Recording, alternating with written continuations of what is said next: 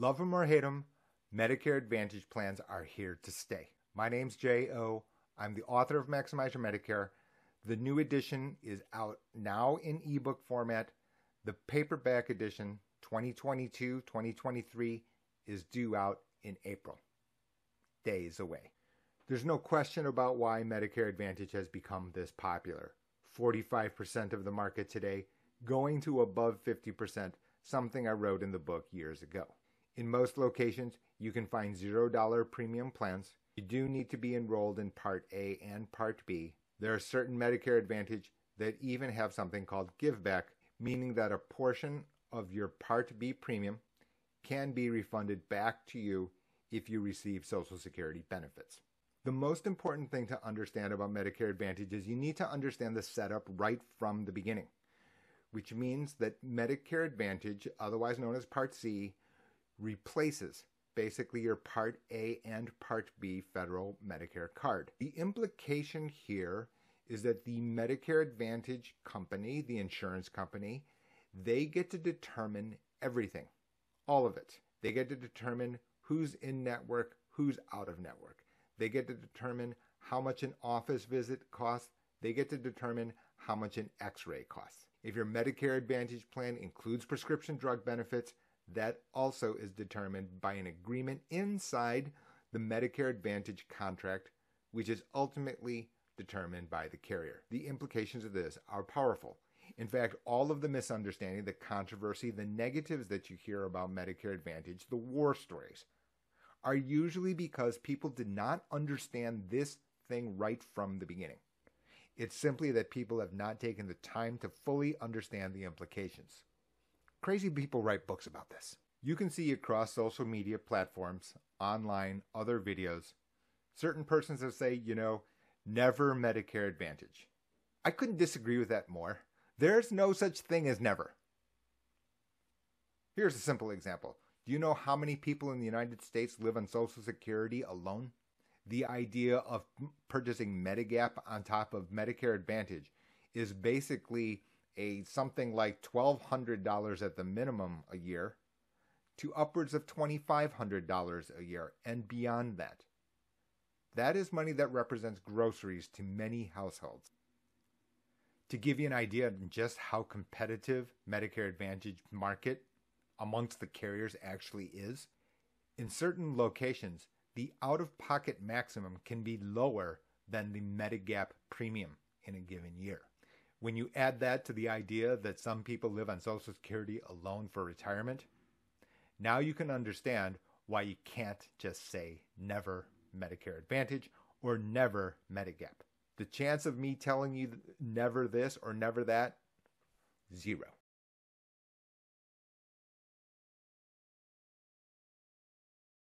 It will be entirely dependent on your combination of health, access to healthcare providers, and your financial situations. I'm not sure who to blame.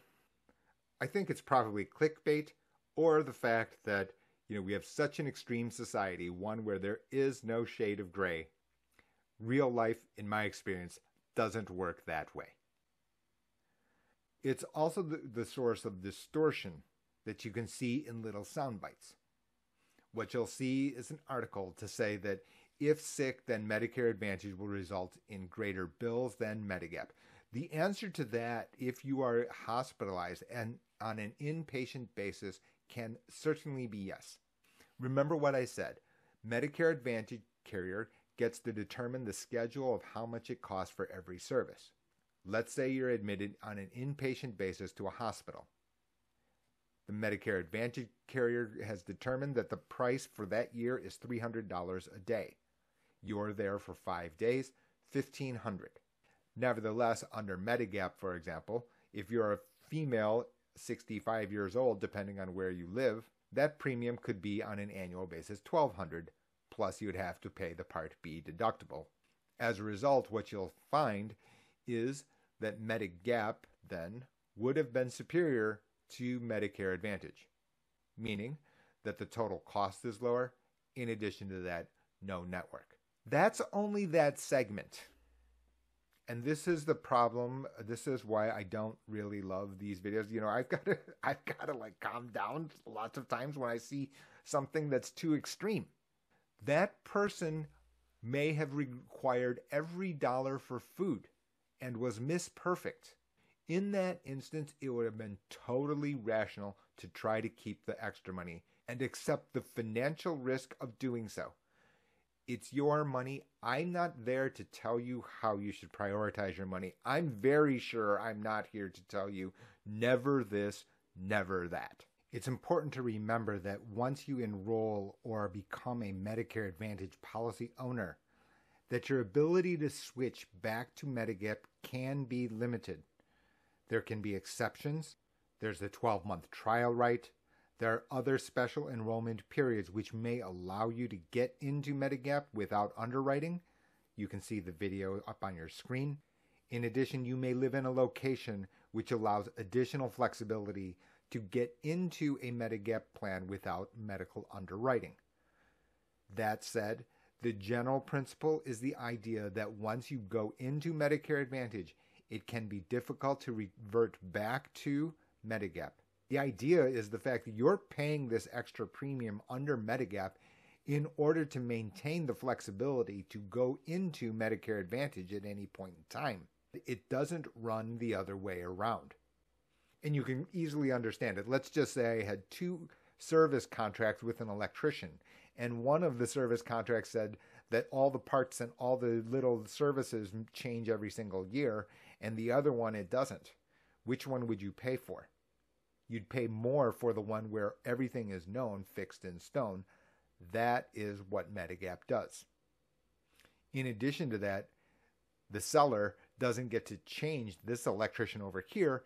He doesn't get to modify the contract. Now you as the buyer, you always get to change electricians. Under Medicare, this flexibility to switch sits with the Medigap policy owner, not necessarily with the Medicare Advantage policy owner. Somehow people call this a trap. I just don't believe it's a trap. These are the rules. They are known.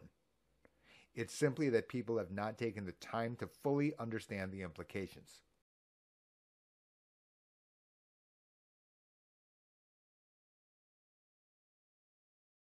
The first stop is network. The very first step. You need to understand whether or not your doctor, your hospital, clinics, pharmacies are in network, and in ideal situations, you want your pharmacies to be preferred networks. The simple reason is cost, meaning that you minimize your out-of-pocket expenses by remaining in the network. Sometimes the networks, depending on your location, can be excellent. In other cases, the networks are very fragmented.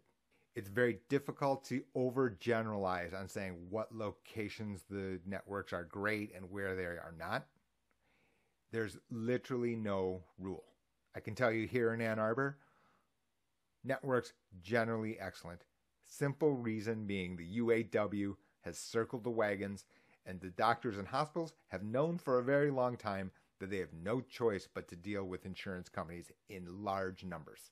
In other locations, which are even more heavily populated than Ann Arbor or Southeast Michigan, for example, you will find fragmentation like you would not believe. Depending on where you live, it is literally network hopscotch. That's what I call it. Meaning that we've got to check, which we will do, every single provider, every single hospital that you want to see in order to try to make sure that the network of people, providers that you want to see closely matches the in-network provider list in every plan.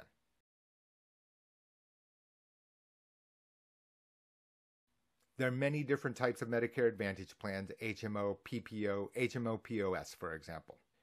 You'll want to know what the very distinct differences will be if you use an in or out of network provider. It's not only the differences in the cost of an office visit or an MRI, but in addition to that, you could have different deductibles and out-of-pocket maximums anytime you use an out-of-network provider. Now, I'm just talking about PPO here. PPO, the provider will accept your Medicare Advantage card as long as that provider accepts federal Medicare. Remember that if it's an HMO and you're seeing an out-of-network provider, you could be responsible for 100% of the cost. Let's go back to the PPO example. Remember, this is only for PPOs. Under HMO, you're responsible for the cost, and not only that, but the amount that you would be responsible for doesn't count towards the HMO's annual out-of-pocket maximum. Let's take a quick example. Let's say you use 5 in-network doctors, and then you need to see a 6th doctor who is out-of-network. Because you've used a combination of in and out-of-network providers, your out-of-pocket maximum can be higher. If you go back to the very first statement, you'll also see other controversies that can occur, misunderstandings that can occur when you have a Medicare Advantage plan. Because the Medicare Advantage carrier gets to determine not only the cost, it gets to determine what services you can actually receive. This means prior authorizations. Medicare Advantage carrier does have the right to require prior authorizations for a particular service. They have the right to deny that service. Do you have the right to appeal? The answer to that is yes. There's a formal procedure for doing so. That doesn't make it pleasant. In the background is a very complicated set of providers and agreements. And to be candid with you, as an advocate for consumers, some of the stuff I don't love. So you remember I told you about network, right? The issue here is the fact that the carriers and doctors' practices are now collaborating with one another. Insurance carrier may own or be in a partnership with a particular hospital or a particular medical practice. For me, this creates certain conflicts of interest. It's legal. In fact, there's been a repeal of regulations that restricted this type of activity. It's very likely you received a letter from a doctor's office to suggest that you enroll in a particular Medicare Advantage plan. The issue is that the profits to not only the Medicare Advantage plan, but also to the individual doctors improve if you join a plan. And to make things worse is that the doctor's office or practice can have an incentive, an inherent financial incentive for recommending a particular course of action. Candidly speaking, I'd rather that this kind of line were more distinct, that it wasn't so blurry. Among lots of other reasons that I don't think that getting financial advice from physicians is a great idea. Don't call me a hater, my late father is a medical doctor. The issue is that I want you to have the peace of mind that the medical advice that you're getting from the medical expert is in fact in your best interest. While I'd love to say that that's going to be the case in every situation, the fact of the matter is there can be powerful financial incentives otherwise. I'm not the only person to make this point. You can see it deep in the weeds of think tanks and their articles and things like that. So I'm here to try to translate it for you. It's complicated, but the way these medical practice organizations work, the incentives that exist, the skeptical will suggest that the treatment being prescribed is to specialists that are also in network, which create greater profits to the insurance company as well as to the doctor. This is all legal. It goes back to the first point that I made, which is that Medicare Advantage carrier runs the show. And now you can see some of the powerful implications. Do I think this matters? It is my thought that you don't take Medicare guidance from a healthcare provider of any sort. Sorry. Now, this is going to make me pretty unpopular, right? And it's going to be very close to biting the hand that feeds me. Since I'm a broker, since we deal with all of these Medicare Advantage plans, Part D plans, Medigap carriers around the country. But you can understand the financial incentive here is so powerful on a market that is 63 million people. What ends up happening is if the total cost to the Medicare system are low because the Medicare Advantage plan has saved it money, then the Medicare Advantage plan can get payment bonuses. And now you can see how complicated the web is. This is the oversimplified version, but now you can understand prior authorization required. Does the consumer really care about these nuances? Well, for me, that depends on your particular situation. How valuable your network flexibility needs to be to address your situation. How valuable the marginal extra dollar in premium means to your household financial situation. One thing's for certain, the degree of competition in Medicare Advantage will not decline. It is a one-way train with no brakes. You will continue to get advertisements. You will continue to see commercials. You will continue to get mail. Medicare is complicated because of all of the moving parts. It doesn't get easier because of all of the noise, the different opinions that you hear, read, see, etc. I don't get to cover it all in its entirety. Our society doesn't have the attention span in order for me to cover every last point to the degree that I can. Not even close. I'm trying to give you bite-sized morsels so they don't overwhelm you. That doesn't mean that this particular video or any of the videos that I've released are the complete solution. I don't believe that you can get the complete solution in fragments. So, while this isn't a pity party, you can understand the challenge here, which is that I'm going to give you the 10-minute video, no problem. That doesn't mean in 10 minutes you can get a full understanding. You can watch this video once. You can watch it again. Watch it a third time. Watch other videos, which I'm sure you've done or will do. Be sure to subscribe to the channel. In addition to that, we've got Jay's Corner. The link is in the text below.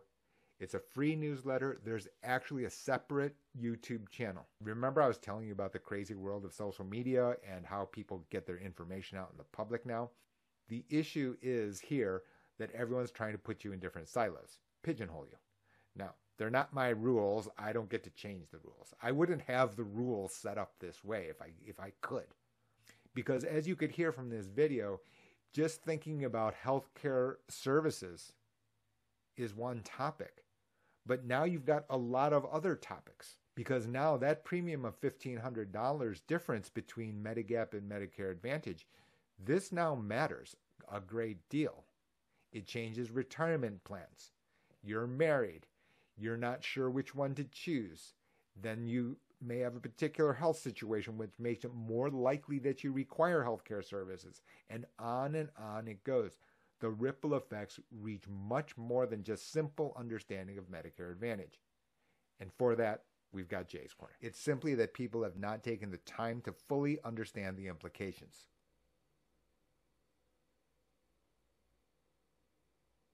Crazy people write books about this.